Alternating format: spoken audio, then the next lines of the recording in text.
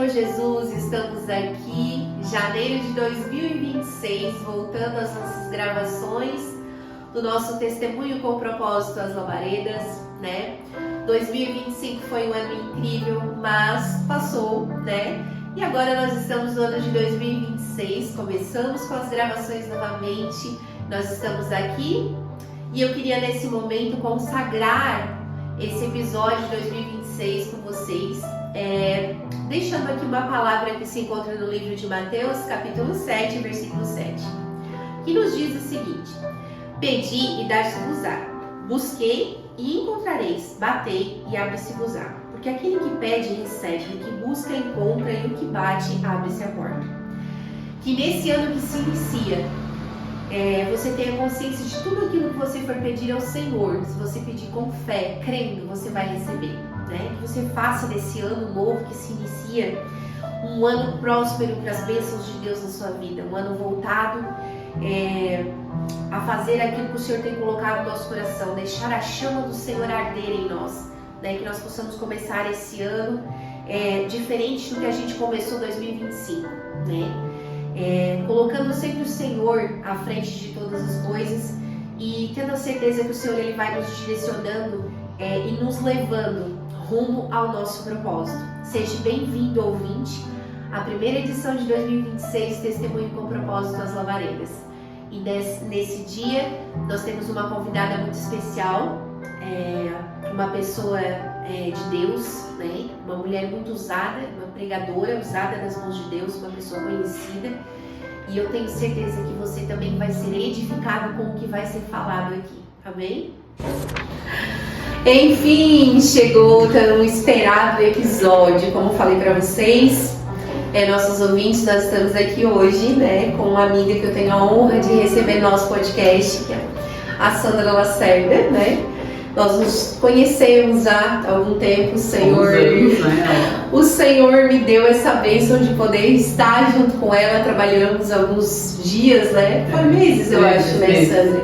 Mas a gente criou uma amizade uma pela outra muito grande e o Senhor aprove que ela pudesse estar aqui hoje com a gente. Eu tô muito feliz, muito feliz mesmo. Eu também. Seja bem-vinda, Sandra, ao nosso podcast Testemunho com Propósito.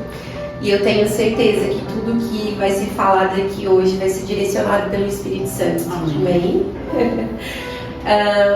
Então eu vou deixar você à vontade para se apresentar para os nossos ouvintes.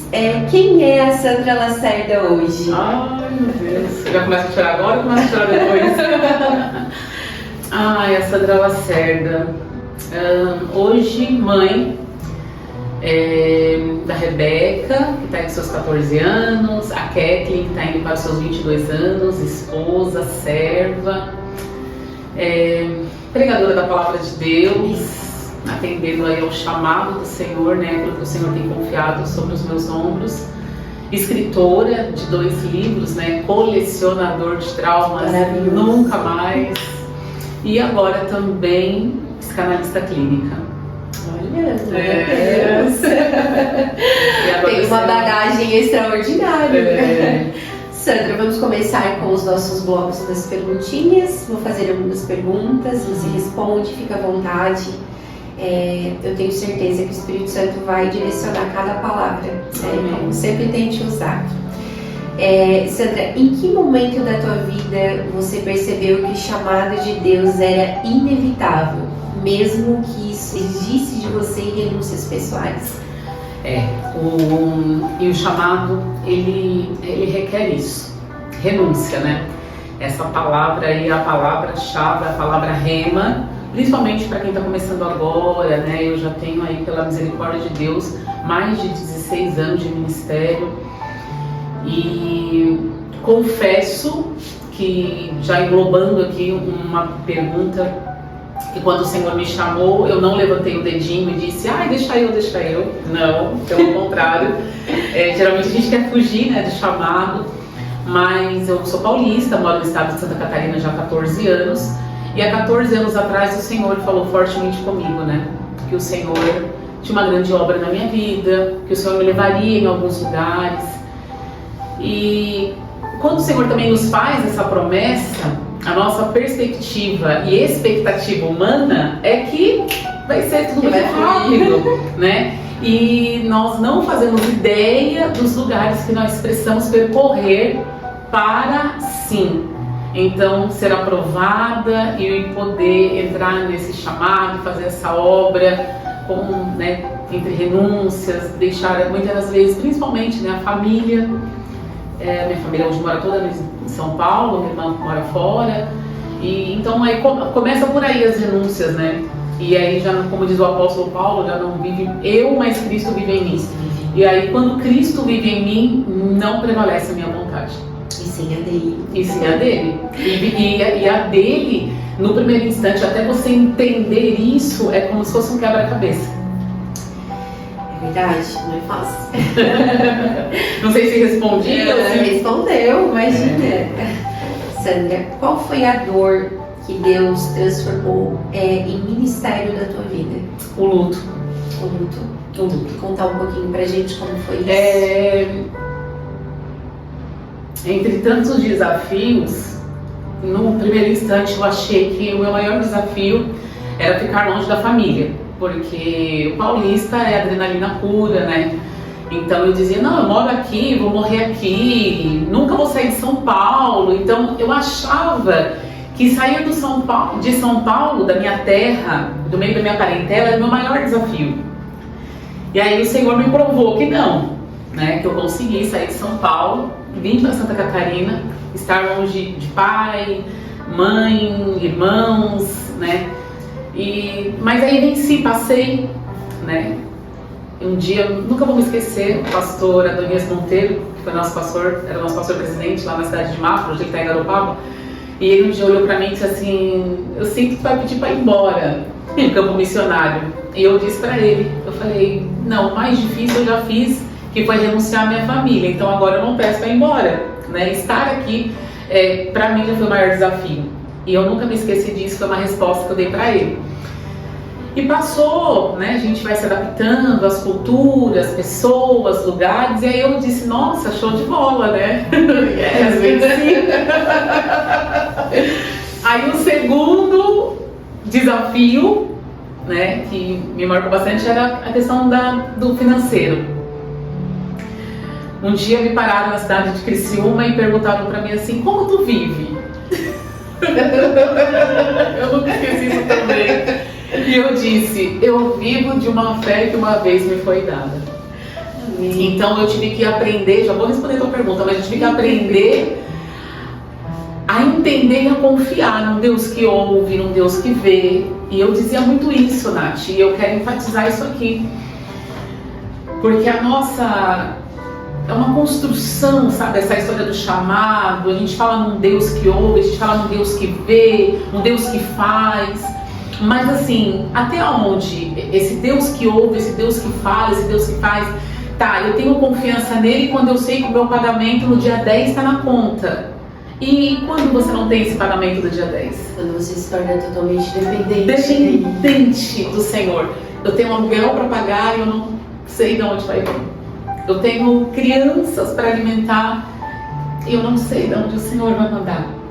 E aí você tem que construir essa intimidade, essa dependência e essa fé. Que o Senhor vai prover sem você precisar ligar para alguém. Que o Senhor vai prover sem você precisar anunciar a tua necessidade. E simplesmente, como está lá em Mateus, entra no quarto e feche a porta e fala com o seu pai que te ouve no secreto. Então ali também foi um desafio. E principalmente para nós mulheres, que eu digo, a gente não tem dinheiro, mas a gente tem bom gosto.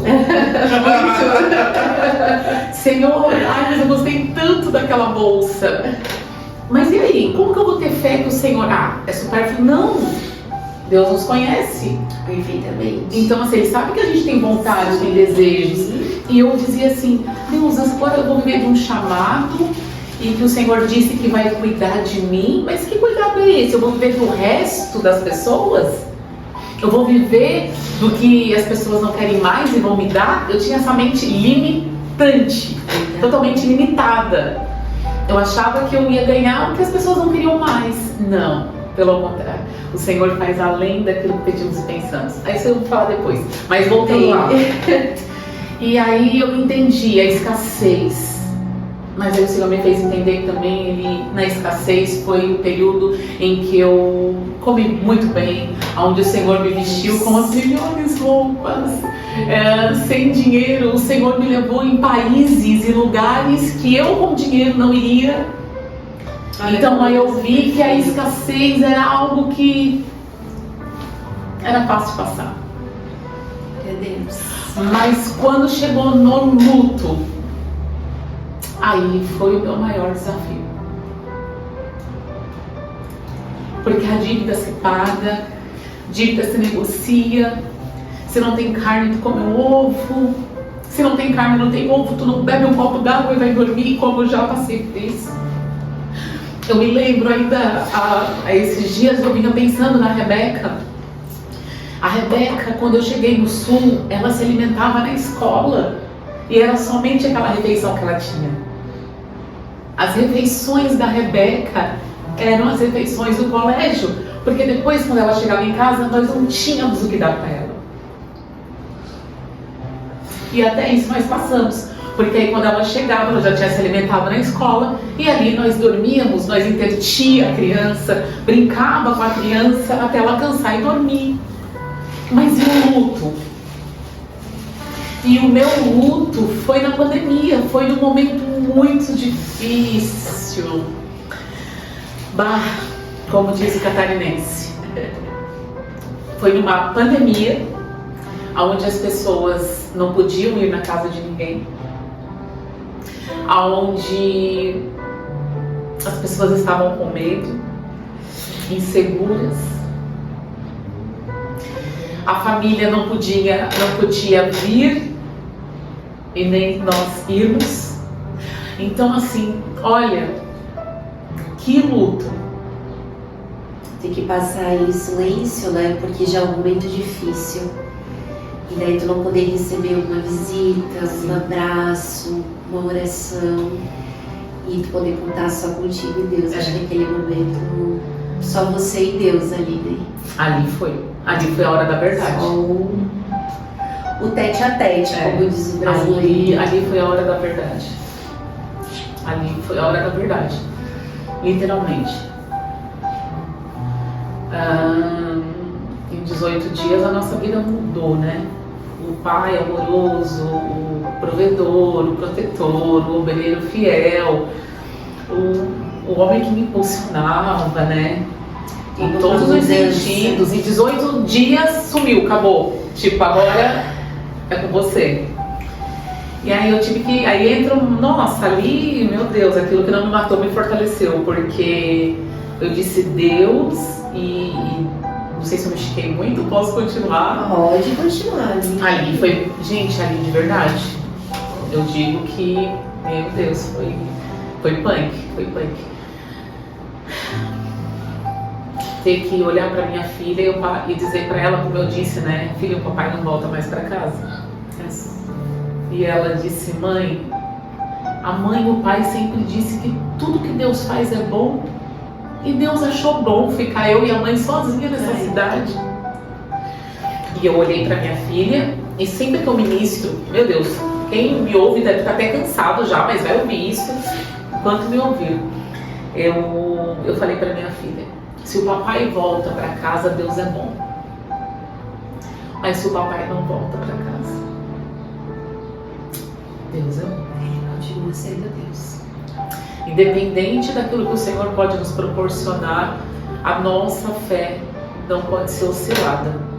Então eu sempre digo assim, ó, independente das estações, independente dos ciclos, independente, aquilo que nós construímos no secreto, essa raiz, sabe, ela é independente do que o Senhor pode te proporcionar. E eu disse para o Senhor, independente, eu estou aqui e eu sigo firme no meu chamado, no meu propósito. Já estou chorando. Essa foi a última das fases mais difíceis. Você se lembra da primeira vez que disse sim ao teu chamado, mesmo com medo? E o que esse sim te custou?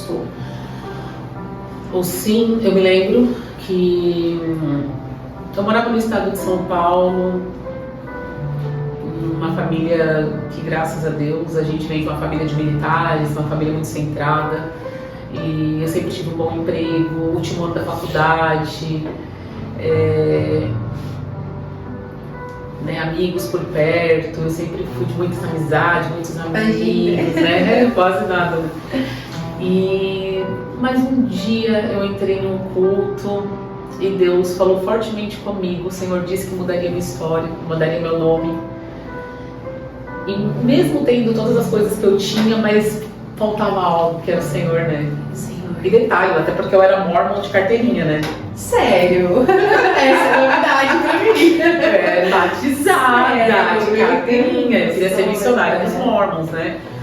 Então, mas não faltava algo, faltava.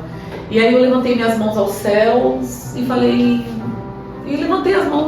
olha, tira de mim tudo, mas não tira essa alegria, porque no dia que eu aceitei ao Senhor, eu me lembro perfeitamente, gente, eu não sei cantar. Todos que têm fôlego adoram ao Senhor. Meu Deus, tá duas cantoras aqui, né? Meu Deus, levita, assim, que nós amamos ouvir. Mas um hino que me toca até hoje é Porque te abates, ó minha alma.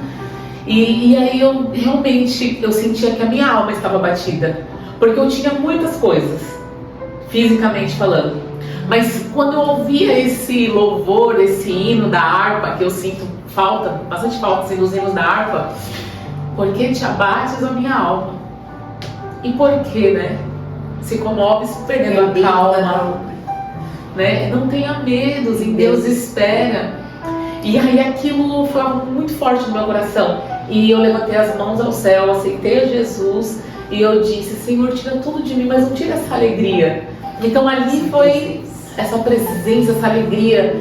E hoje, onde eu chego, independente, e olha que quem não passa, né? Eu passo por processos assim, eu falo, meu Deus, socorro Deus, se soubessem, né? Mas essa alegria. E quando eu falo do Senhor, eu me alegro, eu falo dentro da clínica, apesar que eu preciso usar uma ética que a gente não pode, né, puxar. Mas é inevitável. Eu acho isso muito lindo, porque eu acho que a gente como cristão, a gente tem que passar essa alegria do Senhor. Por mais que a gente passe por momentos difíceis, mas isso tem que ser como uma identidade em nós, para que o povo venha olhar e dizer, nossa, que alegria. Mesmo com toda a dificuldade, mesmo como tu falou, né, da questão ali do luto, da dor, mas às vezes as pessoas se apegam tanto nas dificuldades que esquecem de passar essa identidade de que o cristão, ele é alegre, ele é feliz, porque ele tem Jesus, que preenche todos, né, os nossos vazios, sim, as nossas lacunas. E isso é muito bom, às vezes as pessoas olham pra gente e pensam que a gente não tem problema por ser dessa forma, feliz, alegre, mas não, a gente tem bastante problema. Só que a gente procura sempre passar essa alegria pra onde a gente passa, um sorriso no rosto, porque Deus é maravilhoso. Exatamente, com dinamismo, né? E vou falar uma coisa que não se escandalizem, pelo amor de Deus, mas já teve muita gente que se escandalizou, agora parece que deu uma amenizada. Mas você sabe, volto já pro assunto aqui atual, mas no luto eu me descobri no ciclismo. Pois é! Vem comigo que é sucesso! É muito bom também. Tu se manter, né? Exatamente. E você sabe que quando eu me descobri no ciclismo, eu comecei a pedalar, porque eu fiquei com uma enfermidade nos meus pés, foi um outro processo. Fui pra cadeira de roda já 2 vezes. Eu me lembro dessa questão ali dos pés. Meu Deus! Olha, fui pra cadeira de roda, fiquei 3 meses na cadeira de roda.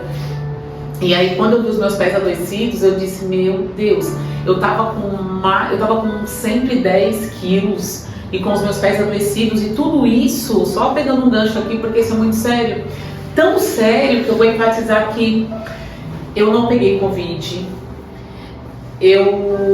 a enfermidade dos meus pés, ela se deu por conta do emocional. Desencadeou em outra coisa. Então, isso é tão real, porque o nosso corpo ele vai gritar. de alguma forma. Então, aparentemente, eu estava bem. Sim. Estou seguindo um processo, estou passando pelo luto, eu sigo otimista, eu sigo rompendo em fé, mas o meu corpo, ele recebeu aquele baque, né? E aí eu já adoeceu meus pés. E nesse processo, eu falei, não, eu preciso, né? Eu fui para 110 quilos, e aí rachou os meus pés, eu já não andava, enfim, foi um fator que desencadeou. Eu disse, eu não posso nadar, eu não posso correr, porque eu tinha sensibilidade. Então eu disse, a única coisa, eu perdi unha dos meus pés, eu tive as unhas removidas, então foi um processo bem difícil. Eu disse, a única coisa que eu consigo fazer é pedalar, que aí vai exigir esforço das minhas pernas, não dos meus pés, exatamente. E aí eu comecei a pedalar, fui para 70, baixei quase 20 quilos, então me ajudou muito fisicamente, me ajudou psicologicamente. E foi numa fase bem na sequência do luto, então algumas pessoas também não entenderam. Porque aí, tipo assim, como assim? Ela tá viúva e ela tá pedalando. Nossa, as pessoas não entendem. E foi onde o Senhor me deu muitas mensagens. Porque eu cheguei a pedalar mais de 100 km, subi para os cânions, 1.200 de altimetria. Gente, assim, ó, ainda mais uma pessoa forte, fortinha. Então, assim, eu me desafiei. Por quê? Porque todo o meu processo de dor eu jogava para as pernas. Todo o meu processo de dor, pedalar 100 km, foi o momento em que o Senhor mais me deu mensagens. Então, eu não podia falar para as pessoas. Elas não iriam entender o que eu estava passando. Então, eu pegava a bike, eu comecei a Matric, né? Eu fiz 3 vídeos motivacionais para a Matric, que é uma rede de esporte da nossa cidade. E eles acompanharam o meu processo. Eu comecei pedalando na Matric de sandalinha de dedo, porque eu não podia colocar uma sapatilha, eu não podia colocar um tênis. E tava todo machucado? Todo machucado. E não, teve uma época que chegou até a ficar enfaixado. Sim, ali, né? Sim. Eu me lembro, um dia eu cheguei na loja e tava assim. Sim, com os pés enfaixados, cadeira de roda, foi um processo. E a Matric acompanhou esse processo, foi vendo a minha superação de sandalinha. E, né, se eu caísse, meu Deus, mas eu fui indo. E aí as pessoas, talvez naquele momento não entendiam, mas uma palavra que queimava dentro de mim, que Deus, ele se alegra e ele se agrada do animado. No mundo tereis aflições, mas tende bom ânimo. Não dá pra se entregar, né? Às vezes eu fico pensando, vou me entregar a esse problema, vou ficar aqui deitada na minha cama, não vou me levantar e tudo que Deus falou que tem pra minha vida tem que acontecer, tem que fazer acontecer de alguma forma, tem que fluir. Exatamente. E foi uma irmã até que falou pra mim, ela foi me visitar e ela me viu, eu não comia, né? Enfim. E eu comia muito doce para dar aquela falsa adrenalina, né? Aquele pico de energia momentânea, e não tinha condições nenhuma de fazer alimentos. E aí essa irmã olhou para mim e disse, tu tem que reagir. Ele não gostaria de te ver assim. Sim. Por isso que a Bíblia diz que a vara e o cajado consolam, porque ela disse, se levanta. Vamos lá. A minha psicóloga, que até hoje, né, tem a doutora Samira, uma mulher incrível. Eu não conheço ela fisicamente, né, mas ela é minha psicóloga até hoje, a pessoa que me ouve, que me direciona, que me acolhe. A doutora Samira, ela me conhece, porque ela já me viu palestrando, mas eu não a conheço. E na época do luto, ela me procurou, né, ela me mandou uma mensagem no WhatsApp e disse pra mim assim, olha, tu não me conhece. Eu já te vi, né, na cidade de Caçador, também num acidente que eu sofri, fui pra casa. Meu Deus, amiga! No congresso, né, na sede de Caçador também. E ela disse, eu te conheço, mas a gente vê o cuidado de Deus. E ela disse, o Senhor mandou eu cuidar de ti. Aí eu agradeci, fui meio resistente no início. Ela perguntava como eu estava, eu dizia que estava tudo bem, mas eu estava no carro, era mentira, eu não estava bem.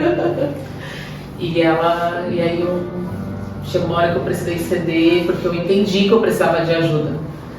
E era algo que o Senhor tinha preparado para mim, e que não era só o espiritual, porque tem umas questões que às vezes a gente pensa também que é tudo espiritual. E às vezes não, a gente precisa tratar de outra forma também.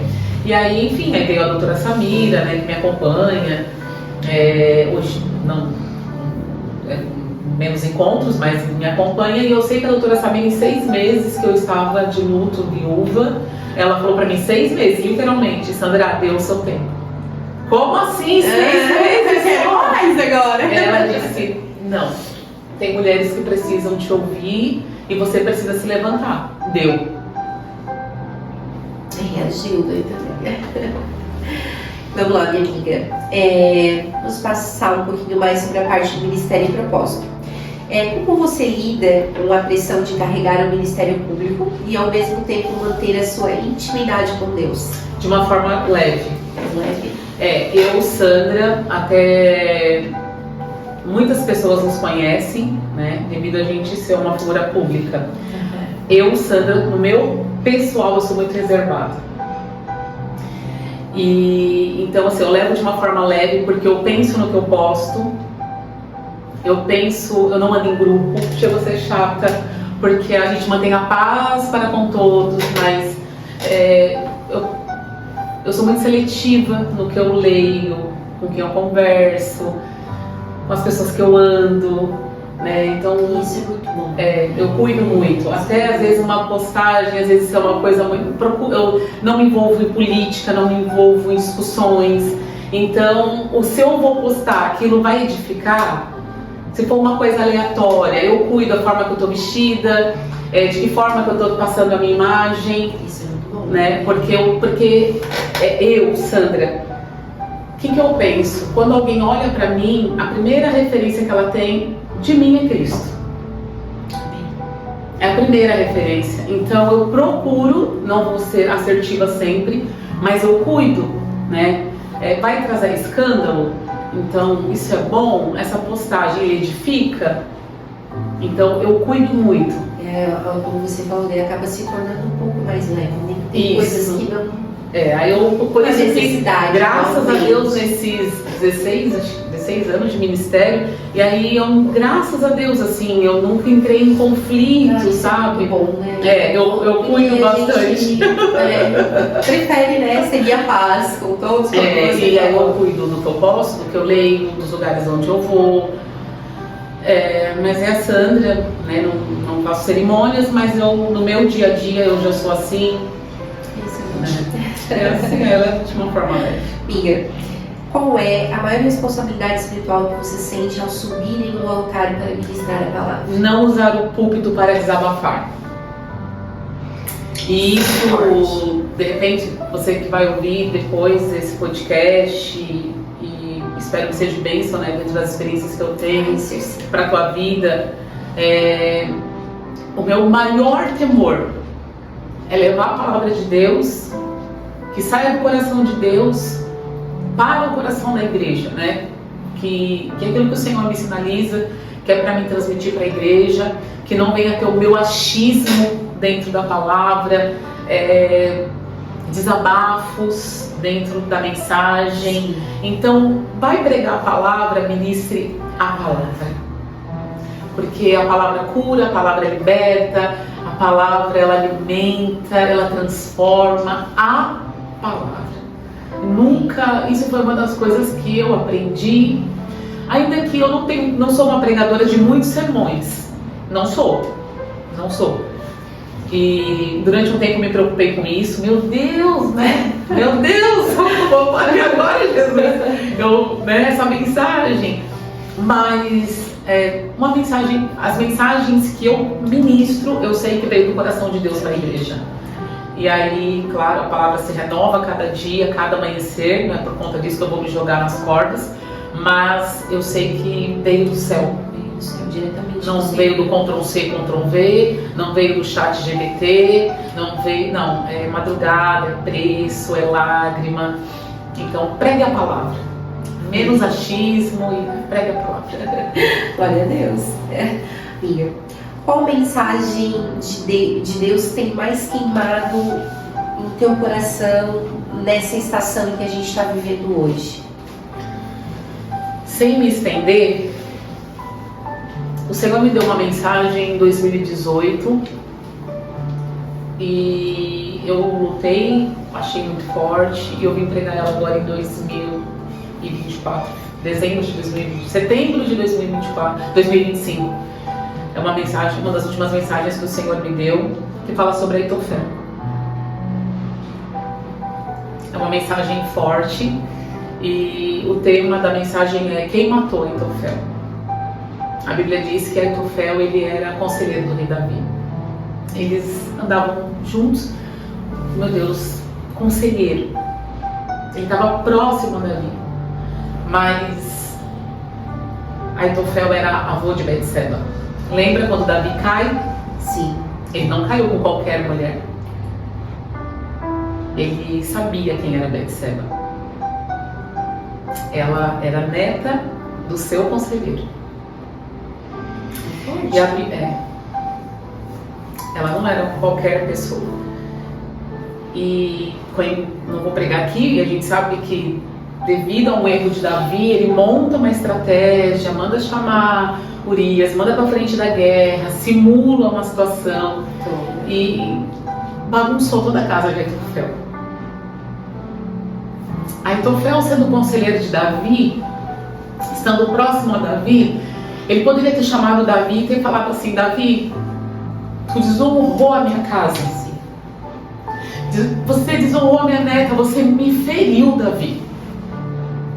Ele poderia ter olhado dentro dos olhos de Davi e ter falado: tu me magoou, eu estou triste, eu estou aborrecido, eu estou amargurado. Ele poderia ter falado qualquer coisa, mas ele não falou. Ele nunca falou para Davi. Ele guardou.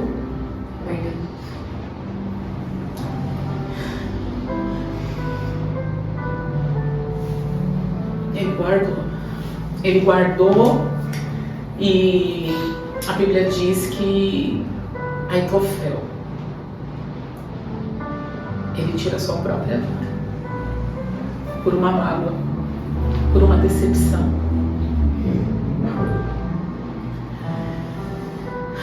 Então Deus me deu essa mensagem, eu só ministrei ela 2 vezes. Deus vem me sinalizando ela, e principalmente agora por conta da clínica e tudo que eu ouço dentro da clínica. Sim. O paciente, quando ele chega na clínica, ele não chega por conta dele mesmo, ele chega ferido por alguém. Às vezes com algo que já está ali guardado há tantos anos. Tantos anos. E quem é esse alguém? É um pai, é uma mãe, é um esposo, é um líder. É alguém próximo que poderia ter olhado nos olhos e ter dito: olha, tu me feriu, tu agiu assim comigo, tu não, entendeu? E aí ele se cala ao ponto da dor ser tão grande e ele tirar sua própria vida. Imagina ele guardando aquilo ali, a decepção, na verdade. E aí eu ministrei recente agora para os jovens ali em Balneário Gaivota, e eu fiz essa pergunta: quem matou Aitofel? E aí no final eles me responderam: a mágoa, a tristeza, a decepção, a angústia, a falta de perdão. É uma mensagem forte. Ai, amiga, o que você diria para alguém que sente o chamado, mas ainda se sente incapaz ou inadequado? Nunca vamos nos achar bom o suficiente. Todos os dias, quando eu acordo, que eu abro os meus olhos, que eu dou bom dia, Espírito Santo, eu me cobro: Senhor, eu queria poder ter mais tempo. Senhor, eu queria poder orar mais. Senhor, eu me cobro. A gente se cobra o tempo todo, porque nunca vai ser o suficiente. Mas se existe o desejo, se tu sente o chamado, se esforce. Que esforço é esse? Eu estou lendo um livro, eu gosto muito, que fala sobre a lealdade e a deslealdade. Um dos primeiros passos: seja leal. Seja leal com o teu líder, seja leal com o teu esposo, seja leal com o teu pastor, seja leal com as pessoas que te cercam. Seja leal com Deus. Sereis fiéis no pouco e no muito te colocarei. Começa pelo pouco que você tem. Fazendo. As pessoas ficam esperando, né? Eu quero fazer algo grande. Mas não, começa devagarzinho. Devagarzinho. Dentro daquilo que você tem, dentro daquilo que tu pode. Dentro das tuas forças, né? Dentro das tuas forças. Mas faz algo, né? Procura. E essa lealdade que eu digo é dentro daquilo que tu pode fazer. Não ser omisso, né? Porque às vezes a gente inventa muita desculpa, né? Hoje, só pegando... Já inventei algumas, mas... a gente ainda... também não consegue sustentar quando aquilo já está em ti, né? Quando o chamado já está em ti, a gente não consegue sustentar as desculpas. As desculpas. Ainda acho que foi ontem ou foi hoje, uma colega disse pra mim assim: Sandra, mas assim, Deus te usa, Deus te leva em vários lugares e tu vai pra fora do país. Eu não vou pra lugar nenhum, é só de casa pro trabalho. Eu falei, deixa de conversa mole. E quem convive comigo sabe que eu não dou muito rodeio, né? Deixa de conversa mole. Tu pode dar bom testemunho onde tu trabalha, tu pode falar do amor de Deus, o que Deus tem feito na tua vida, pra tua colega de serviço, pra cliente que chegou aqui pra te atender, o teu dia a dia, os teus compromissos, honre que chega nas tuas mãos. Então, assim, a obra de Deus não é só em cima do púlpito. Sim. Hoje eu estou muito mais dentro da clínica do que no púlpito. É incrível, a gente às vezes acha, meu chamado é tô lá, cantar, pregar, mas não, às vezes o Senhor ele te usa em casa, né? Às vezes pro filho, pro marido, pro vizinho, pro amigo. Essa história são experiências, né? Essa história do esposo, eu tenho uma experiência incrível, assim, meu falecido esposo Jorge era um obreiro pronto, né? Obreiro pronto, aprovado, portanto que o céu, né? Aprovou. E aí fiquei viúva, me casei novamente. O meu esposo é uma bênção, me ajuda muito para mim desenvolver tudo que eu desenvolvo hoje. Ele é uma bênção, porque senão não me daria o suporte nos bastidores, ele é dos bastidores. Mas eu ganhei literalmente o meu esposo mesmo, e não foram com mensagens, foram no meu dia a dia. No dia a dia. E ele fala isso pra mim, ele fala assim pra mim, Sandra, tu é um exemplo. É uma referência. Entendeu? Então, eu tive que renunciar às vezes a algumas coisas que eu gostaria de fazer, mas pra poder estar ao lado dele. E hoje ele tá ao meu lado, por quê? Porque ele entende que a minha família também é minha prioridade. Sim. Que o reino, família, igreja. Já entrando um pouquinho mais nessa questão da família, como é ser mãe e ao mesmo tempo carregar o chamado que exige essa entrega constante? Olha, na verdade a palavra mãe já dá, olha, a gente se vira nos 30, né? As minhas filhas, na verdade, são uma bênção, né? A Kathleen tem a sua independência, mora em São Paulo, então ela já é de maior, né? Trabalha, tem a vida dela, então eu fico ali na retaguarda, né? Mas ela já tem uma vida independente. A Rebeca fez 14 anos, mas a Rebeca é caseira, já é da igreja também, então entende, porque cresceu dentro desse contexto da missão, da obra de Deus. Então eu não tenho essa dificuldade, entende que a mãe está estudando, a mãe está trabalhando, a mãe está viajando. Mas confesso também, não vou ser hipócrita, eu me cobro muito porque eu acho que o que eu faço nunca é o suficiente. E sempre parece que eu estou em falta, sabe? Eu falo, que na verdade, o sonho, né, é poder estar em casa, fazendo uma comidinha, tá ali fazendo coisas de mãe, coisas de casa. Mas a minha vida não é assim, não. A minha vida é bem agitada. E eu louvo a Deus porque eles me dão esse suporte. Bom, meu esposo e a Rebeca, eles ficam nos bastidores para que eu desenvolva essas outras coisas. Bem, o Senhor também já coloca tudo, eu acho que certinho, né? Nos devidos lugares para que...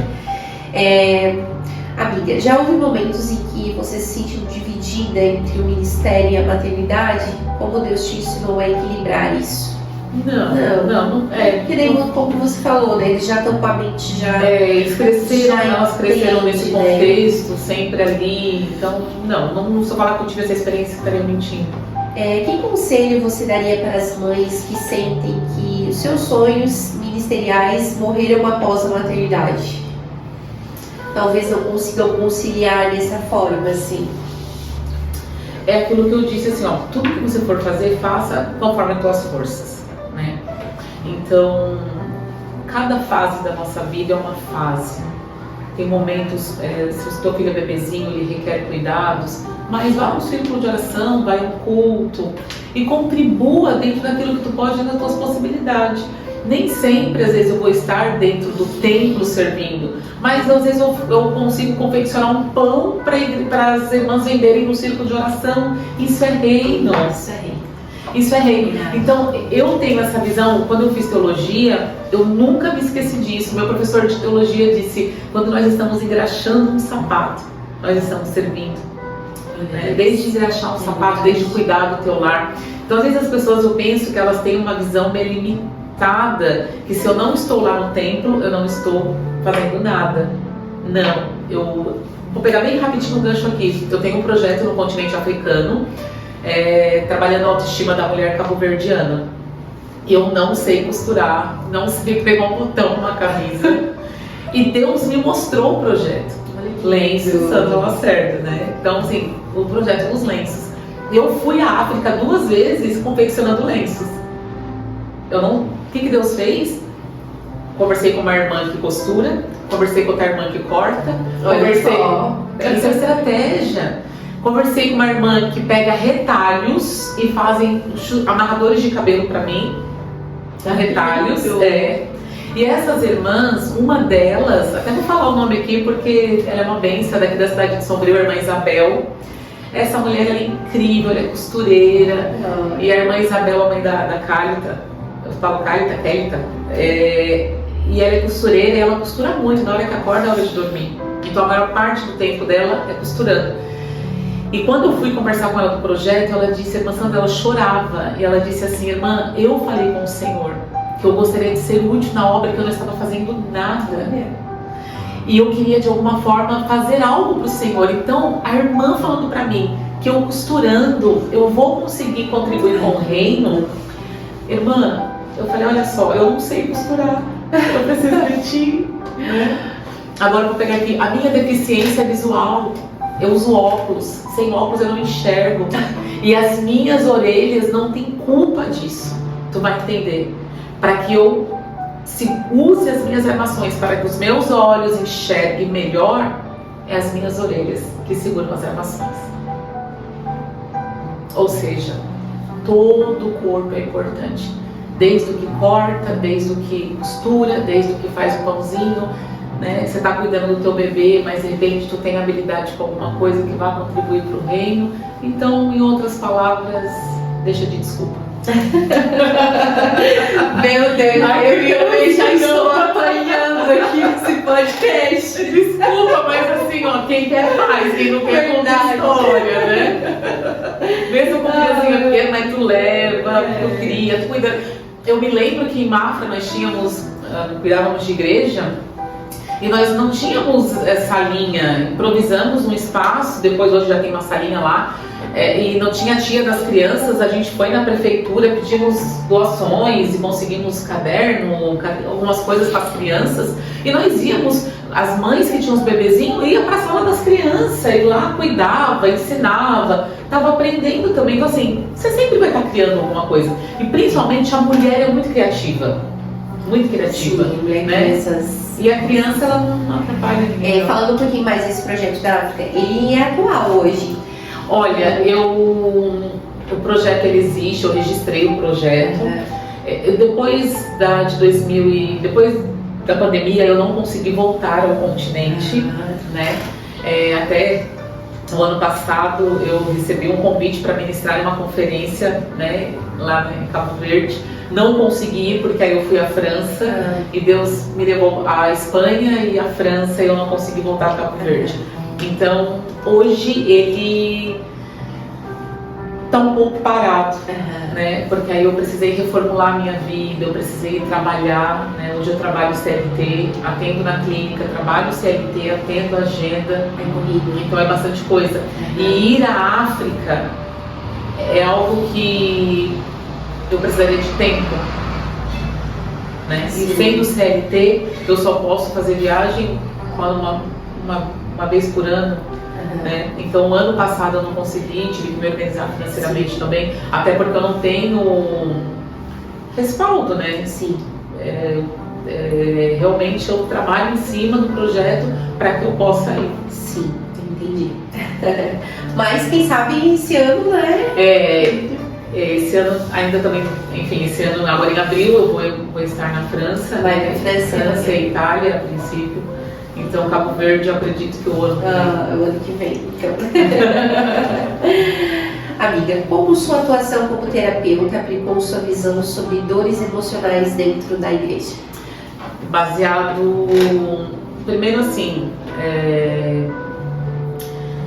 eu fiz, só para a pessoa entender, né? Eu fiz contábeis durante 3 anos da minha vida. No último ano da minha faculdade, eu tranquei o curso de contábeis. Porque aí eu entendi que não era o projeto de Deus para mim. Que o que Deus tinha para mim ia contribuir 100% com a obra dele. Mas eu tive uma dificuldade muito grande de poder concluir a faculdade. E isso me trouxe algumas frustrações. Porque eu dizia assim, Deus, eu quero poder pregar e ter legalidade no mundo espiritual sobre algumas áreas que eu quero ministrar. E a área dos meus estudos eu não consegui concluir. Aí eu concluí a teologia, somente também o básico e o médio, e falei para o Senhor, agora que eu consegui vencer o básico e o médio, eu preciso ir para um próximo nível e eu preciso estudar. Mas eu estava sempre patinando nas contábeis.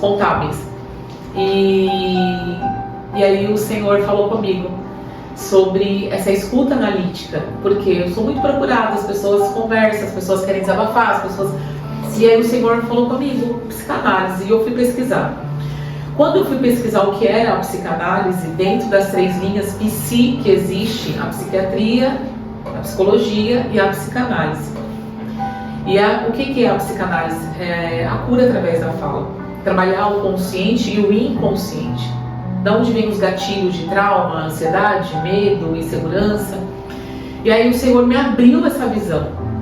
Quando eu comecei a atender, até estou lendo um livro agora, né, Jesus, o primeiro psicólogo da história, que estou gostando bastante, e aí eu comecei a entender a história que Deus me deu ali sobre Aitofel, que eu falei que Deus me deu lá em 2018. Sim. E quando eu comecei a ouvir na clínica, os pacientes que iam chegando, a maioria deles com feridas, traumas, então assim, eu vi que tudo se encaixava dentro daquilo que eu ouvia, dentro daquilo que eu já tinha como base bíblica e da vivência. Hoje eu percebo que a profissional que eu venho me tornando dentro da área psicanalítica não é nem tanto pela minha teoria, mas a vivência. A psicanálise diz que nós nunca levaremos um paciente para um lugar onde você não esteve. Muito profundo isso. Então, quando o paciente chega, que eu estou ouvindo o paciente, eu digo que não é um bate-papo qualquer, é uma escuta analítica, é uma escuta diferenciada. Então, eu consigo entender o que ele está falando. Eu não tenho só uma teoria, mas eu tenho uma vivência, eu tenho uma história, eu tenho uma prática. E aí entra aquele quebra-cabeça que eu falei logo no início. Que as coisas de Deus, aí ela vai se tornando um quebra-cabeça. Porque tu começa a entender. Por que o Senhor permitiu eu passar pelo luto? Porque hoje eu tenho pacientes que não conseguiram superar as suas percas de Covid. E aí tu tem essa bagagem. Hoje eu ouço pacientes com questões suicidas. Hoje eu ouço pacientes com questões depressivas, pacientes com questões de escassez. Então, quando eu ouço, eu digo, não vou nem questionar mais os meus processos. A partir de hoje, já entendi, Deus. Aí tu começa, e aí vai ficando claro, sabe? E aí hoje chegou um dia Ô, Nath, gente, que ó, tô amando estar aqui com vocês, né? Eu falo muito, eu mas já passou o horário, né? Eu já vou finalizar, acho que já passou até o horário. Mas eu recém me questionei e falei pro Senhor, eu falei, meu Deus, né? Eu não tô conseguindo sair muito para pregar e parece que o meu ministério vai se limitando. E aí o próprio Espírito Santo de Deus falou comigo. Nossa, eu sabia, pessoas inchadas. Porque eu começo a atender 7 horas da manhã, né? Porque eu tenho que conciliar com o fuso horário deles. Então, eu ouço pessoas o dia inteiro. Todos os dias. Eu cheguei aqui e já mostrei pra Nath, né? No celular, uma paciente dizendo, eu preciso falar contigo urgente. Então, aí o Senhor me fez entender que para essa estação, com a bagagem que eu construí, porque Ele precisa me usar muito mais ainda dentro da clínica. Hoje, pregando a palavra, sim, mas agora essa questão do ouvir, de trabalhar pessoa por pessoa, as emoções, a raiz, e os feedback que são o que eu tenho, olha que nem eu ali no Instagram, vocês falam, que legal. E às vezes eu mesmo paro assim, eu falo, Deus, os feedbacks também, né, ver que a gente está no caminho certo, né? E hoje eu amo a clínica, né? Eu ainda quero ficar 100% na clínica, sim, né? Amo 100%, assim, fazer o que eu faço hoje. Figa, falando um pouquinho agora sobre os teus livros, né? Tem 2 livros, que você comentou, né? Eu conheço um, que é o Colecionador de Traumas Nunca Mais. E eu queria saber o que te levou a escrever. Os seus livros nasceram da dor, da obediência ou da cura? O Colecionador de Traumas surgiu em algumas madrugadas escrevendo. Algumas pessoas me questionam, né? É sobre a tua vida? É sobre traumas? Não, não é. Não é. Na verdade, o Colecionador de Traumas, pouco ele vai falar de mim, né? O Colecionador de Traumas, tanto um quanto os 2, eles se complementam, baseado na história de Mefibosete, né? Que aí eu falo sobre trauma físico, social, familiar e espiritual. Eu trago relatos de restauração e restituição dentro dessas áreas, baseado em fatos reais, né? E aí eu inseri esses fatos reais, né, dentro desse contexto da história de Mefibosete. O nome Colecionador de Traumas o Senhor me deu em uma madrugada escrevendo, e mais a parte de restituição. Eu acredito que hoje é o que eu faço, são os trabalhos, os feedbacks que eu recebo de forma positiva, a restauração, a restituição, independente se seja na parte emocional, na parte física, na parte familiar, a restauração, assim, ó. E eu acho que quando o Senhor te deu, tu nem não fazia parte da psiquiatria. Não, nem sonhava. Olha só. Meu Deus! Por isso hoje fecha tudo. Por isso que hoje, muito lindo. Hoje eu olho minha bio ali no Instagram, eu falo, meu Deus, o Senhor tinha um plano. E a gente nem, tu nem imaginava, né? Por isso que eu digo, e a gente não faz mais nunca sonhei em ser escritora, nunca sonhei em ser pregadora, eu só queria ser contadora, fazer declaração de imposto de renda e ganhar dinheiro, e mudou completamente. E hoje eu entendo que o livro lá de 2018, quando Deus me deu o Colecionador de Traumas, a clínica existe, eu atendo há 2 anos aproximadamente, e aí hoje eu entendo. É muito profundo. Quem sabe, muito em breve aí sai um outro livro, né? Então. Alguns relatos aí. Se você pudesse resumir a sua caminhada hoje, Sandra, com Deus, em uma frase, qual seria? Resistência.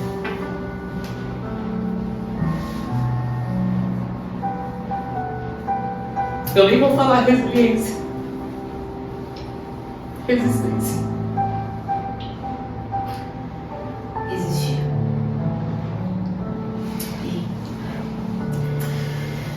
Oh, Deus é maravilhoso. Resistência. Porque o apóstolo Paulo disse que o nosso maior campo de batalha é a nossa mente. E todos os dias a gente tem que fazer o exercício da mente. Todos os dias. Todos os dias exercitar a mente. E é como exercitar o corpo. Quanto mais eu faço atividade física, mais eu vou ter músculo, vou ter resistência, fortalecimento. E eu digo que eu trabalho a minha mente todos os dias. Todos os dias. E quando eu percebo que tem dias que eu estou mais fragilizada, nos dias que eu digo, Senhor, será que eu vou suportar? Aí eu me lembro que está escrito lá em Lamentações de Jeremias: traz à memória tudo aquilo que te traz esperança. E aí o Senhor me fortalece, e a gente vai ganhando resistência e vai seguindo. Mais um passo, mais um passo, dia de cada vez, e a gente vai seguindo. Amém. Resistência. Já estamos quase finalizando, tenho mais 2 perguntas só. A gente sabe também que o teu tempo é corrido. Qual é o testemunho que você ainda espera viver? Aquele que você crê que Deus ainda vai escrever para a tua vida? Essa pergunta aí. O testemunho que eu ainda espero viver, olha, eu vou ser muito franca, de coração, assim, ó. Hoje, eu fiz aniversário agora sexta-feira, e o Senhor me surpreendeu como sempre, né? Enfim, a minha mãe veio de São Paulo, minha sobrinha, Deus preparou um momento bem especial, porque eu nunca tive isso em 14 anos morando no Sul. Sim. Então a gente recebe mensagens, né, de felicitações, mas eu nunca tinha tido aquela coisa de festinha, bolotinho ali, e foi algo que me alegrou muito. E uma das coisas que eu mencionei ali para as pessoas que estavam, nós estávamos em 10, não mais que 11 pessoas, que sem hipocrisia, assim, se o Senhor hoje me recolhesse, eu sinto que o Senhor já fez muito por mim, em todos os sentidos, porque quando eu cheguei em Santa Catarina, a Rebeca era bebê, não tinha nem 1 aninho de idade, nós chegamos com uma mala de roupa, e nesses 14 anos a gente viveu muita coisa boa no ministério, no crescimento espiritual. Eu sei o que é Deus orar e Deus responder, o que é Deus prover, o que é Deus mandar, o que sabe assim, tive experiências incríveis com o Senhor. E na terra hoje eu não tenho muitos apegos, mas vi também o quão o Senhor me prosperou, né? Entre algumas coisas que o Senhor me deu, me presenteou. Viajar para fora do Brasil também foi algo que nunca, nem nos meus maiores sonhos, eu acho que eu conseguiria, e foi o Senhor mesmo que fez isso. Então, tudo que eu já vivi hoje parece para mim que já é grandioso demais. Sim. E talvez hoje, assim, a finalização da minha casa própria, né? Então, hoje, mas tirando isso, eu me sinto bem realizada. De repente, quem sabe, né, ter meus sobrinhos que hoje moram fora do Brasil, que eu tenho como filho. Até falei pra minha mãe, né, minha irmã fez uma simulação lá no chat deles pequenos e agora eles adultos, né? E eu falei pra minha mãe que o Senhor nos dê saúde para vê-los, né, crescer, casar. Mas eu acredito que isso, assim, Amém. Não, ou e 100% a minha clínica, né? Clínica, né?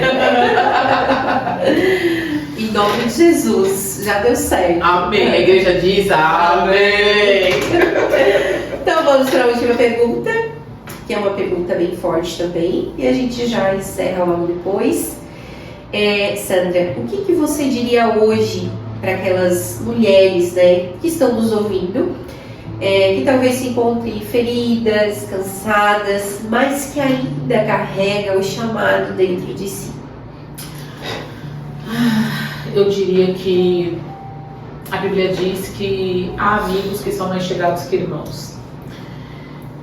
No decorrer da minha trajetória, todas as vezes que eu me senti cansada, todas as vezes que eu estava abatida, o Senhor colocou pessoas ao meu lado para me ajudar. Essa ajuda. Não vou nem falar como psicanalista, mas pelas experiências que eu tive mulheres que seguram na minha mão, que foi até algo criado pelo próprio Lacerda. Antes dele falecer, ele criou um pequeno grupo de intercessoras que existe até hoje, mulheres que Deus colocou no coração dele para que fossem minhas intercessoras. E são mulheres de estados diferentes, mas que hoje eu entendo que aquilo ali foi tão profético, foi tão de Deus, e eu principalmente, eu ouço muita gente, mas eu pouco falo de mim, muito pouco eu falo de mim. E eu entendi que nos momentos das minhas aflições, o Senhor me direcionava mulheres específicas para me ajudar naquela área. Tem um livro que eu li da Joyce que ela nos instrui a sempre procurar alguém no mesmo nível espiritual que você, ou sempre acima um pouco, para que isso venha te ajudar, porque às vezes a gente está ali com aquele problema, às vezes com aquela dificuldade, e vai lá e conta para alguém, mas às vezes não tem uma estrutura, né? E às vezes não resolve. Então é sempre bom de procurar pessoas, né, que nos ajudam espiritualmente, mas sempre alguém ou no mesmo nível espiritual que o teu, ou um pouquinho acima, né? E eu achei isso foi uma coisa que eu li quando eu era nova ainda, eu nem lembro mais, não sei se foi no campo de Batalha da Mente que eu li, mas que ela fala sobre isso, de procurar essa ajuda. Porque se você for encontrar alguém que estiver mais debilitado que você, meu Deus, aí não dá. Então, assim, esse grupo que eu tenho, ele não deve ter mais que 6 mulheres, estados diferentes, mas eu sei o perfil de cada uma, assim, sabe? Uma delas, eu posso mencionar aqui, que é a irmã Catarina. Ela deve ter aproximadamente uns 70 anos ou uns 75 anos, uma senhorinha de cabelinho branco. Hoje ela está em Londres. Ela é minha mãe. Ela é uma mãe espiritual para mim. E ela é uma pessoa que eu posso conversar sem pisar em casca de ovos. Ela é uma pessoa que eu posso mandar mensagem a qualquer hora e ela tem uma palavra de acolhimento, ela me abençoa, ela ora. E então é bom ter essas pessoas, porque então é isso, a minha mensagem é essa: procure alguém que tu confie, alguém que tenha bagagem, alguém que tu tem maturidade, e é muito bom conversar com essas pessoas assim, porque elas te alavancam, né? Elas te alavancam. Então, tá, minha amiga, eu queria te agradecer por esse momento. Que coisa boa, gente. Acho que eu falei um montão, né? Depois vocês falam. Imagina, dizer mas que eu te agradeço de coração pelo carinho, edificada, tocada, que Deus continue te usando grandiosamente como tem feito. Sabe que tu mora no meu coração, eu não pago aluguel. Eu sei que a gente não é aquela amiga que a gente fala todos os dias, mas eu tenho um carinho muito grande pela tua vida. E pude, graças a Deus, poder trabalhar contigo e em alguns momentos também ser edificada. Eu lembro que um dia tu ficou pra mim e eu nunca vou esquecer.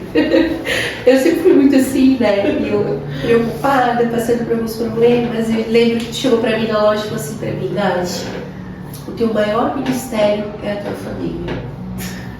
Aquilo ali pra mim bastou, é como se o Senhor estivesse dizendo: chegou o tempo de tu cuidar da tua casa, do teu lar e da tua família. Então assim, que Deus continue te usando como sempre tem te usado. E para mim foi uma honra te receber aqui nesse podcast. Muito feliz. Eu também, a gente preparou uma pequena lembrancinha para te dar. Tudo isso, gente. Eu vou lhe pegar para trazer aqui para ti.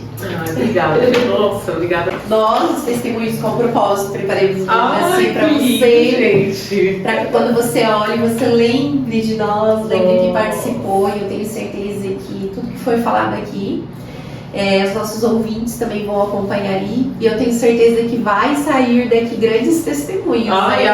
Gente. Então eu quero agradecer a você que nos ouviu até agora e que Deus abençoe a sua vida. Amém? Obrigada. Que Deus continue abençoando a tua vida, a tua casa e a todos vocês aqui, que esse canal cresça cada vez mais. Amém.